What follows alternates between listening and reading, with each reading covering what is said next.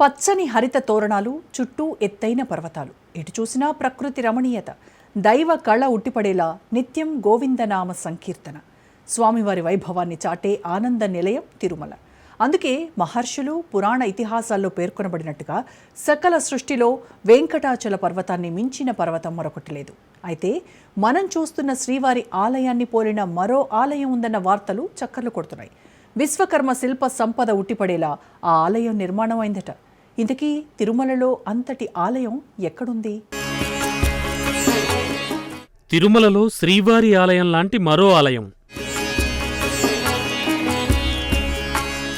విశ్వకర్మతో నిర్మాణం చేయించుకున్న శ్రీనివాసుడు.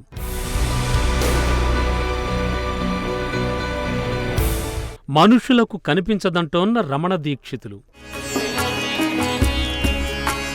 కలియుగ ప్రత్యక్ష దైవం శ్రీ వెంకటేశ్వర స్వామివారు వెలసిన దివ్యక్షేత్రం తిరుమల. కోరిన కోర్కెలు తీర్చే కోనేటిరాయుడు, ఆపద మొక్కులవాడ, అనాథరక్షగా గోవిందా గోవింద అంటూ కలియుగ ప్రత్యక్ష దైవం శ్రీ వెంకటేశ్వర స్వామివారి దర్శనార్థం నిత్యం వేల సంఖ్యలో భక్తులు తిరుమలకు తరలివస్తారు. స్వామివారి దర్శనం జన్మజన్మల పుణ్యఫలంగా భావించి శ్రీనివాసుణ్ణి సేవిస్తున్నారు లక్షలాది మంది భక్తులు. తరతరాల తిరుమల, తనివారని మహిమల, యుగ యుగాల జగజగాల హృదయ డోలల శ్రీ వెంకటేశ్వర లీలల ఇలా ఎన్నో మరెన్నో ఇక్కడ నిక్షిప్తం అయ్యాయి. స్వామివారి వైభవాన్ని తెలుసుకోవాలంటే సామాన్య మానవులకు అర్థం కాదనే చెప్పాలి. మానుష జన్మం సంపూర్ణం కావాలి అంటే శ్రీవారి పాద పద్మములను సేవించడం ముక్తి మార్గానికి బాటలు వేస్తుందని పురాణాలు ఘోషిస్తున్నాయి. ఆపద ముక్కులవాడై, అభయము ప్రసాదించేవాడై, అర్చావతార మూర్తిగా కలియుగంలో ఆనంద నిలయంలో కొలువైన స్వామి. దుష్ట శిక్ష రక్షణార్థం మానవులను కాపాడేందుకు వెలిశాడు స్వామి. అయితే దేవతలు, ఋషులు, మహనీయులైన సాధువులకు స్వామివారు మరో ఆలయాన్ని నిర్మించుకున్నారట. దీంతో మానవులకు ఆ ఆలయం కనబడుతుందా? అసలు ఆ ఆలయాన్ని ఎవరు నిర్మించారు? ఆ ఆలయం ఎక్కడుంది అనే ప్రశ్నలు ఉత్పన్నమవుతున్నాయి. సప్తగిరులు సకల దేవతల నిలయం. ఆ ఆనంద స్వరూపిణి దర్శనానికి నిత్యం దేవతలు, మహారుషులు వస్తూ ఉంటారట. ఆ దేవతలు, ఋషులు శ్రీవారిని ఆనంద నిలయంలో కాకుండా తిరుమలలో మరో శ్రీవారి ఆలయానికి వెళుతూ ఉంటారట. ఈ విషయాన్ని శ్రీవారి ఆలయ మాజీ ప్రధానార్చకులు ధృవీకరించారు. బ్రహ్మాది దేవతలు, సమస్త గణాలు, సప్త ఋషులు, అష్టదిక్పాలకులు ఈ కలియుగంలో శ్రీ మహావిష్ణువు ధరించిన శ్రీ శ్రీనివాసుని అవతారాన్ని తరించి సేవించి స్వామి అనుగ్రహాన్ని పొందుతారని అంటున్నారు. స్వయంభూ మన్మంత్ర కాలంలో, అది కృతయుగంలో వైకుంఠం నుంచి భూలోకానికి శ్రీదేవి భూదేవి సమేతుడై అవతరించారట. ఆ వెంకటాచల పర్వతంపై శ్వేతవరాహ కల్పం చివరి వరకు వేంచేసి ఉంటానని బ్రహ్మాది దేవతలకు శ్రీవారు సెలవిచ్చారట. 1000 స్తంభాలతో, అనేకమైన గోపురాలు, ప్రాకారాలతో మహత్తరమైన దేవాలయాన్ని నిర్మించాలని సేవశిల్పి విశ్వకర్మకు సూచించారట. అందులో తాను వేంచేసి ఉంటానని శ్రీనివాసుడు చెప్పారట. స్వామివారు చెప్పినట్లు విశ్వకర్మ దేవాలయాన్ని నిర్మిస్తారట. స్వయంభూ మన్వంతర కాలంలో, ఆది కృతయుగంలో వైకుంఠం నుంచి భూలోకానికి అవతరించినప్పుడు శ్రీదేవి భూదేవి అమ్మవార్లతో పాటు బ్రహ్మాది దేవతలకు అందరికీ దర్శనమిస్తారు.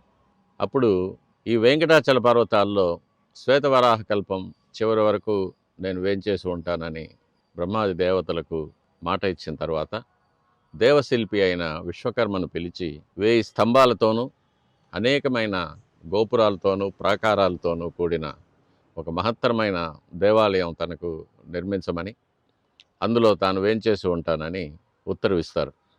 విశ్వకర్మ వెంటనే స్వామివారు చెప్పినట్లుగా ఒక మహత్తరమైన మహావైభవమైన ఒక దేవాలయాన్ని ఈ వెంకటాచల పర్వతాల్లో నిర్మించి ఇస్తారు.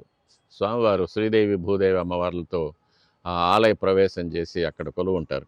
ఈ విశ్వకర్మ నిర్మించిన దేవాలయం ఇప్పటికీ ఉందని, అది వెంకటాచల పర్వతాల్లో అదృశ్యంగా దివ్యమైన దేవాలయంగా ఇప్పటికీ ఉందని, స్వామివారు సజీవంగా అక్కడ పారిషదులతో, అనంతగరుడు వృషక్సేనాది నిత్యసూరులతో, సప్తఋషులతో, సుదర్శన పాంచజన్యాది పంచాయుధాలతో వృషక్సేనులతో పాటు దేవతాగణాలతో కూడి ఉన్నారనేది కూడా వెంకటాచల మహత్యంలో చెప్పబడి ఉంది.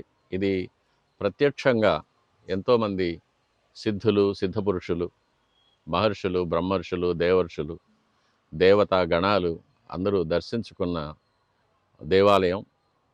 ఇది సామాన్య మానవులకు, అంటే భౌతికమైన జీవితాల్లో కామక్రోధ లోభ మోహ మదమాత్సర్యాలకు లోబడిన పామర జనులకు కనిపించదని, దివ్య పురుషులకు మాత్రమే దర్శనం కలుగుతుందనేది వెంకటాచల మహత్యంలో చెప్పబడిన అక్షర సత్యం.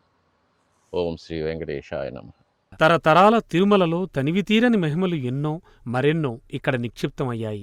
స్వయంభూ మన్మంత్ర కాలంలో నిర్మించిన శ్రీవారి ఆలయం ఇప్పటికీ భూమండలంపై వెంకటాచల పర్వతాల్లో అదృశ్యంగా దివ్యమైన దేవాలయంగా ఉందని, స్వామివారు సజీవంగా సకల పారిషద్దులను ఆదుకుంటున్నారని వెంకటాచల మహత్యం చెబుతోంది. భౌతికమైన జీవితాలను అనుభవించే మానవ మాతృలకు ఇది కనిపించదని అంటున్నారు. తిరుమల శ్రీ వెంకటేశ్వర స్వామి వారి ఆలయం అనేక రహస్యాలు, ఆసక్తికరమైన విషయాలు ఉన్న పుణ్యక్షేత్రం. ఇక్కడ దేవతలకు, ఋషులకు కనిపించే ఆలయంపై ఎన్నెన్నో విశ్లేషణలు జరుగుతున్నాయి. కేంద్ర ప్రభుత్వం సైతం ఈ సీక్రెట్ ఆలయంపై ఫోకస్ పెట్టింది. మరి అసలు నిజంగా ఆలయం ఉందా అంటే మాత్రం ఇప్పటికీ అది సమాధానం లేని ప్రశ్న.